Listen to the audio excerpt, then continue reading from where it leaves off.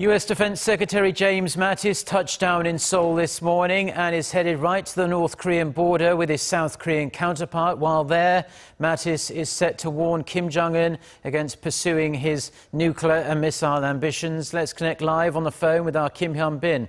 Hyun-bin, what exactly are we hearing?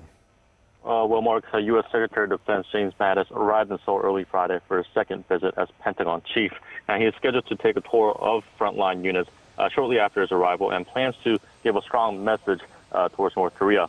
South Korea and the U.S. are scheduled to hold their annual Security Consultative Meeting in Seoul on Saturday, a day after the Allies' military committee meeting. The meeting that will be held shortly will be led by the Joint Chiefs of Staff of the two sides, while Saturday's meeting will be headed by Seoul's Defense Ministers Young-moo and Mattis.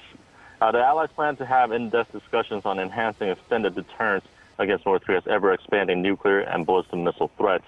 They are also expected to discuss alliance policies, including the early transfer of wartime operational control from Washington to Seoul, which is one of the key goals of the Moon Jae-in administration.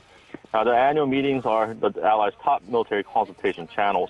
However, this year's talks mark the first since President Moon and Trump took office.